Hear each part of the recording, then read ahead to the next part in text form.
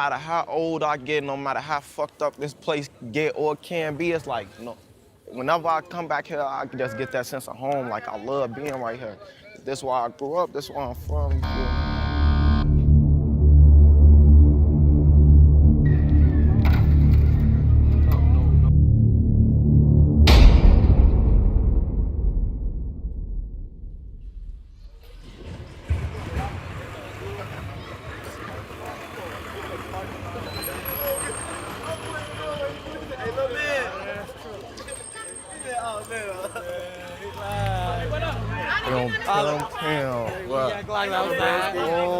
Gucci. Oh, tell he don't even know I'm Gucci. I'm gonna punch him in his shit. Oh, see.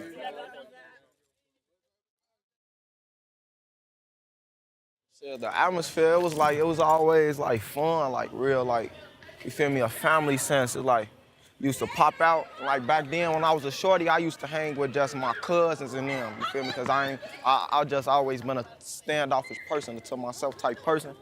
Then it's like my cousin them, they always knew I could rap, but I ain't take that shit serious. It's like a hobby. But he'll like bring me on the block and like, rap that shit, you feel me? And I ain't never used to want to like really spit that shit, man. It was like, came down to them certain times where like I'll rap and people like, oh yeah, shorty got it, shit like that. Niggas gay. If them boys won't smoke on my block, we gotta give away. Them versus us, man, it ain't no match anyway. You know who gonna lose like when the Cavs and the Sixers play streets like Madden. Before you go in, pick a play, and I ain't doing shit if it don't benefit my dinner plate. Bitch, trying to What made me start taking it serious is like a lot of things that I was going through, you feel me, made me use that as an outlet, like to cope with it. And then on top of that, it was just like I was getting a lot of good feedback from it. Like a lot of people was like receptive to my music. A lot of people was supportive of it. And I was like just gaining the movement. I couldn't hoop on the team no more because my grades fucked up. You feel me, fucking up in school. And my homies passing away. So it's like that's something that made me want to rap. You feel me? I gotta speak up on this situation. Because I ain't only just speaking for me or telling my story. I'm telling his story. I'm telling his story. I'm telling his story. Telling everybody out his story. So you feel that's the only way I can get that message across so we could be heard.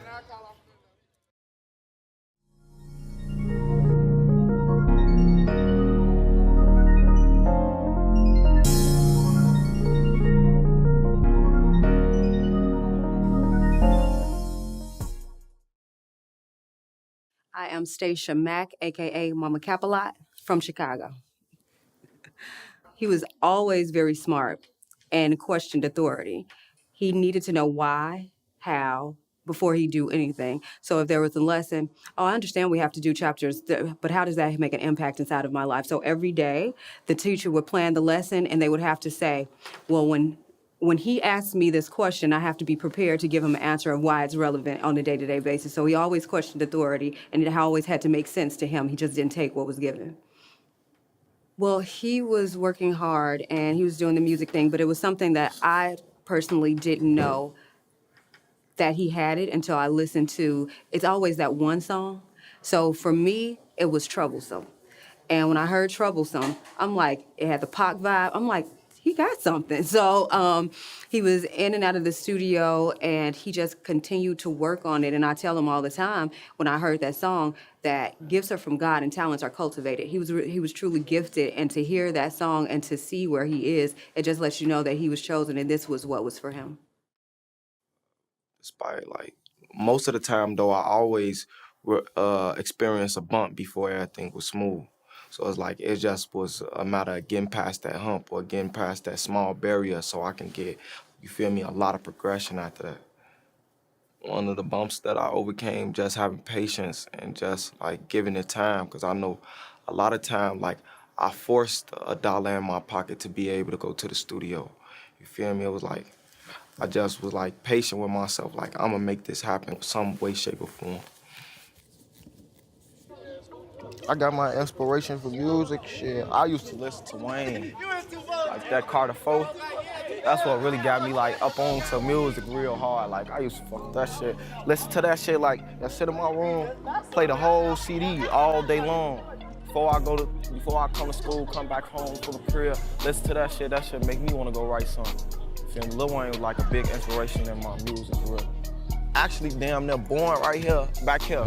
on that side, feel me, I can't even go in this building no more because I caught my last little case up in there. You know, you get barred from the building, do some shit like that. But shit, yeah, I had my OG almost damn near had me backed up. My head was coming out of shit.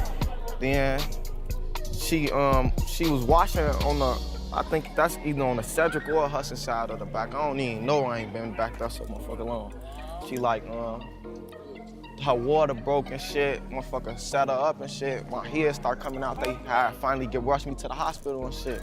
And my pops, he was like somewhere else.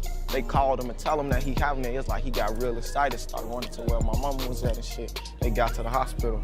Feel me, had me and shit.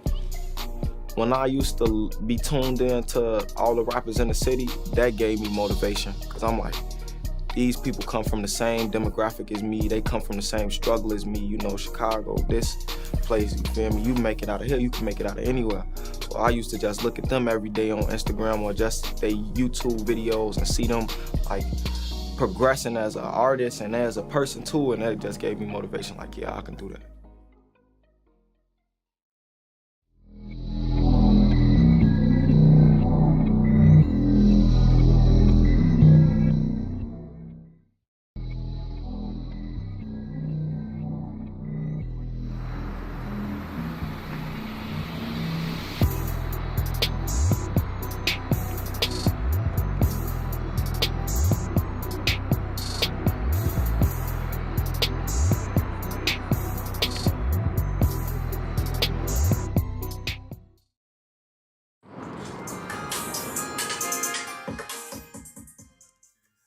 What made me take rapping serious is I was just tired of hurting.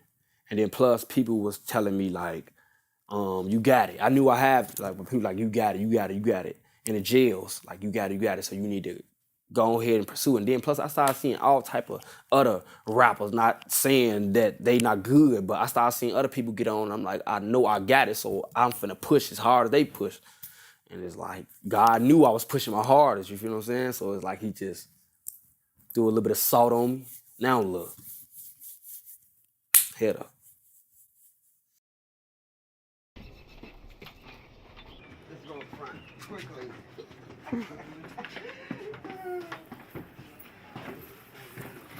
You have to excuse my kitchen.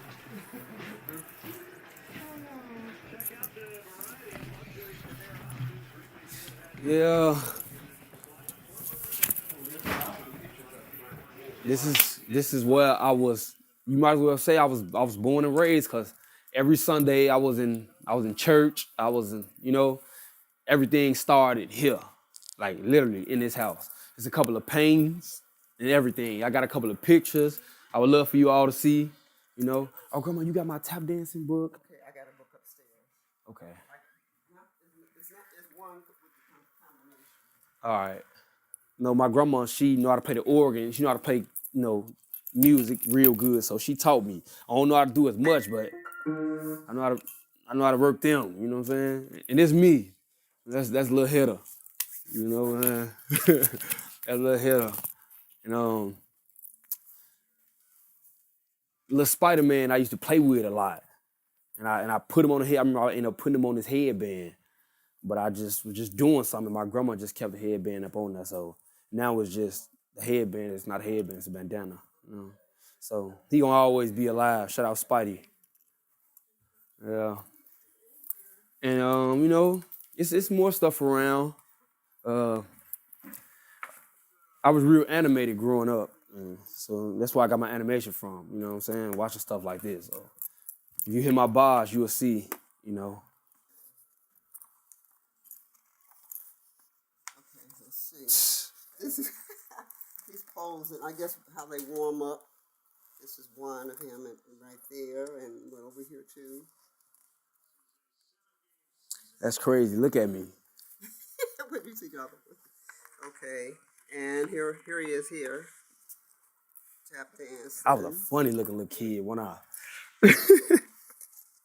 Like that's real interesting, y'all. But they see how I get down, where I got them steps from. Wow. See, it's a tap dancing. For y'all who don't, like, you know, I used to tap dance for real. Like, you know, and I never knew why I was into tap dancing, but I see now it all pays off. Yep. The steps and, you know, my legs still go up there like that sometimes.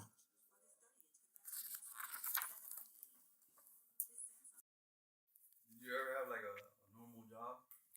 Yeah. Yeah, I did. I tried working at the meat factory a few times.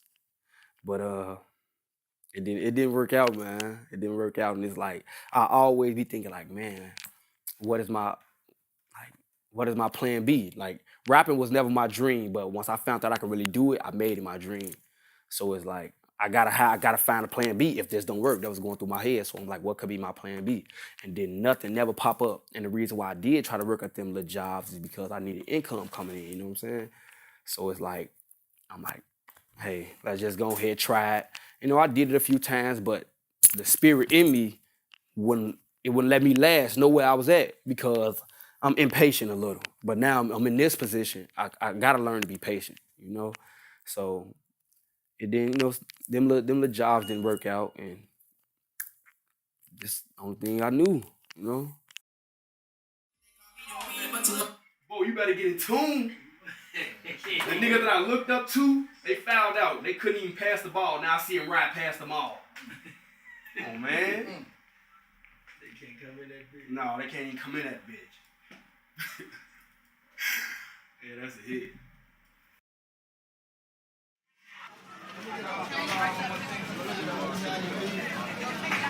They like shuts up in the quad.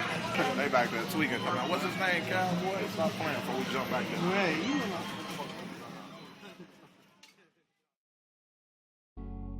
What made me take rapping serious? Realizing I ain't want to do nothing else in motherfucking life. You know what I'm saying? Don't nothing really satisfy me but making music. You know what I'm saying? That's why I got to be able to do this shit for the rest of my life. I don't want to work or do no goof ass shit. I want to make a lot of money. I want to make it fast. I just want to do what the fuck I enjoy doing. You know what I'm saying? Don't feel like work because it's therapy, so. Like, yeah, I'm going to do this shit forever. That's how that went. Time I took a loss, fucking with some goofy ass niggas, man. From out here, you know what I'm saying? When I first started rapping this shit, I put together my little team and shit, man. You know what I'm saying? Fucking with some people from the hood. And they just got acting weird and shit, you know what I'm saying? They kind of try to finesse out a little bag. But that's probably my biggest loss, but that ain't shit though. That's more learning experiences and shit. Learning not to fuck with people, not to trust people with certain situations. You know what I'm saying? That's all that is, but I ain't really took no major motherfucking loss that I looked at as a loss. I don't look at nothing as a loss. Everything is a lesson. You know what I'm saying? So I ain't took no motherfucking loss. Actually interesting because I don't think that we talk about it enough in our community, but you talked about PTSD. Yeah. How do you deal with that in an industry like this? And I'm sure that you can shed some light for other people dealing with it in our industry too. Yeah. I get high, man. Yeah, I know. You walked in with it. I know. Nah, but for real though, like I just like start to get like real proactive with my hands. You know what I'm saying? I just got to like create. I paint. I'm writing a book. But, When should we expect the book? Probably about another year. You know what I'm saying? I just want to perfect my writing and stuff. But that's how I deal with it. You know what I'm saying? Every time I get frustrated and feel like I'm on edge, you feel me? I just get busy. You feel me? I just stay busy, stay working on something. Even if it's not music, you feel me? It's painting or drawing.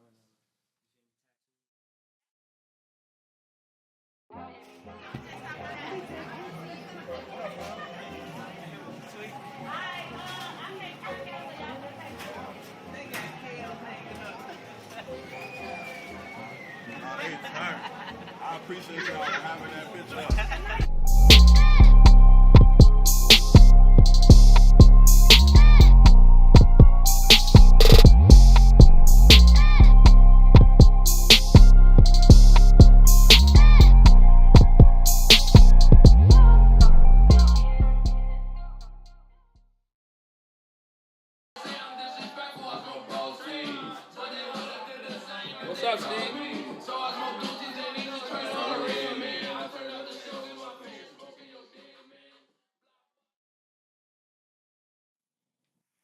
For me, man, it was hard times, bro. I told you, like, every day, I was out on the move, bro, trying to make my money, trying to stay free. Like, people going to school, they got their mama buying them this and buying them that. Like, don't get me wrong, bro. My mama bought me whatever I want, how I want it, you feel me? But I can't say it was what I wanted. It was just, like, kind of what I needed, you know? Because she ain't had the funds to give me what I want, you know? But she had the funds to give me what I needed when them times came. But if it was bad, it was bad. If she was down, she was down. You feel me? I could never really get mad or be nothing like that. It was just like, shit, we gonna come up one day, you know? But growing up for me, you know, my mama got 6 kids. And 5 kids including me. I'm the 6th one. And I'm the 4th youngest. I got 2 older sisters, 1 older brother. Then it's me. Then I got 2 younger siblings. So I ain't never had my own room in real life, like, as far as, like, big cribs and shit like that. You know, we always stayed in apartments. And if we did stay in the crib, it wasn't no more than 4 bedrooms, you feel me? So we out here to share rooms and shit like that. I was like the hustler out of my OG kids, you feel me? Like, I was always on the move. I can't never sit down. I'm leaving out the crib at 6 in the morning. She's like, where the fuck is you going, boy? You supposed to be at school. I'm going to school right now. You ain't even got on school clothes. I'm finna wear this. You hear me? The whole time I'm gone, I'm on the block. Me and Fona finna go steal a car, and we finna go downtown, beat the buckets, grab our money. We finna hop in this steam, and we finna go buy some clothes, try to go fuck on some bitches. You feel me? I ain't gonna lie to you, we was wild and young as hell. We used to go up in stores, wreck the stores for no reason. All type of shit. No cap. We smoking this bitch, we don't get no fuck. They say no smoking, we gon' smoke this bitch down. Fuck the rules. We smoking square right? Wait till the weed get here, we finna smoke this bitch down. This bitch they gon' have to open every window in this bitch. Sky with the clouds. You see how wide this window open, boy? They gon' have to open this bitch to the capacity. They gon' have to have this. They gon' have this bitch like this.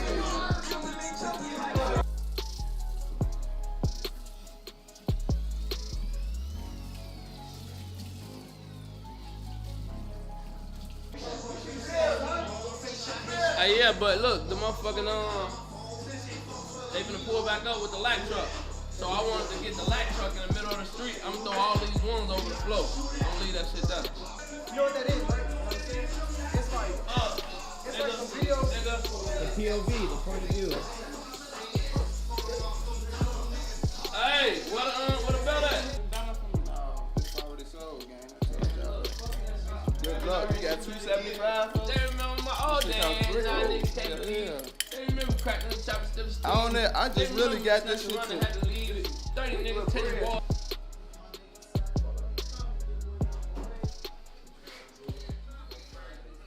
She ready to do gang.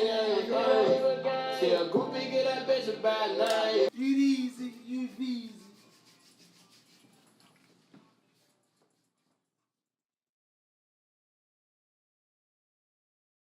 I never had a job before. No, I ain't never had no job. It was hustle. Beating the buckets, like, it's basically like a show, shit. You go downtown, you get your bucket and your sticks, you know what I'm saying? You go downtown, go to like a cracking ass spot where everybody be at, you know what I'm saying? Put on a show for they beat the buckets. They gonna put your other bucket right there for the donations, you feel me? And you beat the buckets, you give them motherfuckers a show. Even if they don't feel as good, motherfuckers still gonna donate you. Throw something in there.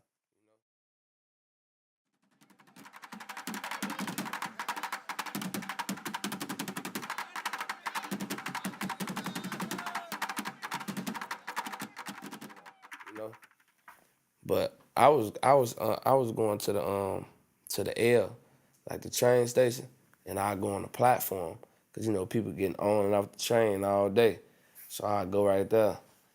I had some papers. It had the Raptors basketball team, and we was asking for donations and shit to get new uniform and equipment. You feel me? It was a scam. You feel me? And I still screaming, man, would you like to help out the Raptors basketball team with donations we trying to earn get money to buy new uniforms and equipment. You feel me? People be like, oh, no, I'm good, or it go $5, it go $1, it go some change. All that add up. I'm out there from 10 in the morning, bro, to, I say, like, I'm out there from 10 in the morning. By 4 o'clock, if I got $500, I'm gone. You feel me? If I ain't got 500, I might get on some, or if ain't nothing going on in the hood, I might get on some money hungry, greedy shit and just be like, fuck it, I'm out here till like 9, 10, make more than 500. You feel me? So I was selling the papers, I was beating the buckets, just go down there, give them the show, drumsticks and a mop bucket. You know what I'm saying? Go crazy. Give them a show. That's free money. I was killing them. And I was taking candy bars downtown. My mama had a link card. I tell her, like, go to the store, go buy me a box of candy for $30. You feel me? It's a big box from the candy store. And every candy bar in there I sell for $5 a piece. It's like 30 something in there. So she buy it for $30, I'm extra doubling it.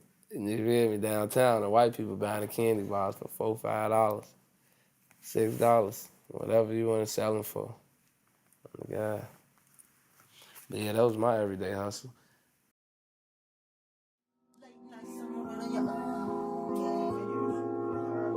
I had nowhere to go. Late nights on the road on your own. Only thing on my mind is the door. Only thing on my mind is get to the door. Stop tweaking, nigga. Come on, we gotta get in the fucking music video mode. I started taking rapping serious when I started working with my cameraman, Diamond Visuals. The first day I worked with him, I told him, you ready to take off? He was like, yeah. You know, we always kept that same energy.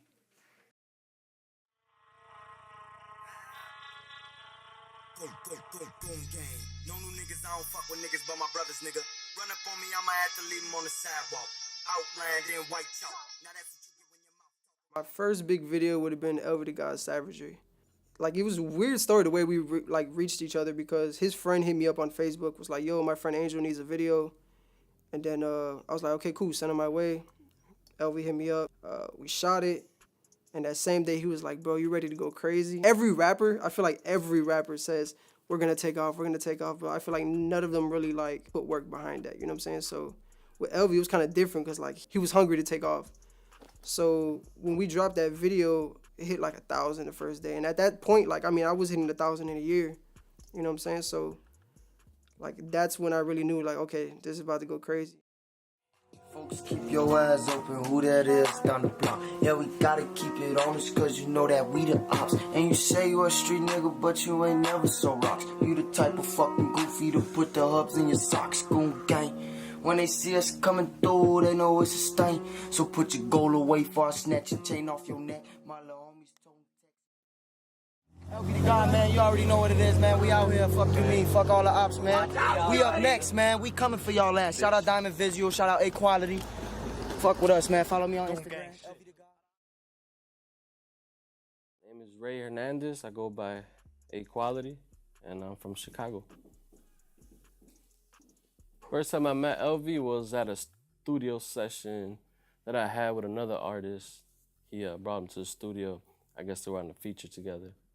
And I remember Elvy showing me this little video after the session. He's like, man, check out this video I did. It's a freestyle. And I did a lot of numbers. And he's like, man, you think I should, be rapping? I'm like, yeah, man, like, I don't lie right there. You need to get on the mic. And ever since that, he's been coming to me, to record. It's crazy because, like, I remember him telling me not so long ago, he's like, man, I remember being on the block trying to hustle, to get money to come to the studio and stuff like that. And I was like, damn, the level of commitment and his work ethic kind of is dope, because, like, sometimes when I don't feel like making music, knowing that he's so hungry, I'm like, man, I got to match that. So that's the first time I met Elvy, was in a session with another artist. That was when motherfucking Herbo was hot, you feel me? I used to be banging his shit on the way to school, geek the fuck up. You already know what I'm saying. On that type of shit. 8 o'clock up the block, go to school with my gun up on me. Nigga, it's already one up on me. You hear me? On the game. Y'all see this alley right here? Lil Dylan, when we was shorties, he set that bitch on fire. He set the whole gate on fire. The whole gate. They had the fire department pull up to this bitch and everything. My mama beat the fuck out of him. My granny used to stay right here. Motherfucker got burnt down. You know what I'm saying? That bitch got burnt down and shit. She ended up moving. RP my abuela Lori, you know what I'm saying? She used to always have motherfucking food whipped up for us all the time. We used to get out of school, walk straight up the block. Every time we up in her crib, she got some motherfucking arroz con gandules and some motherfucking pork chops in that bitch, you feel me? Some Puerto Rican shit. This Cameron Elementary, you feel me? If you from the hood, you came to this motherfucking school. You know, all the guys from the hood came to this school. You feel me? We used to play motherfucking tackle football right there. Out here in the motherfucking playground, dead man pickup, you know what I'm saying? This school was busting, bro, ass shorties. You know, this where we grew up. This the environment I grew up. This is the school I grew up in. It's hard to beat the streets, you know, as a gangbanger and as like a neutral, you know what I'm saying? Everybody trying to beat the streets, whether you doing it through school, through the game, you know, whether you're doing it through rapping, like, no matter what you're doing, everybody trying to beat the streets.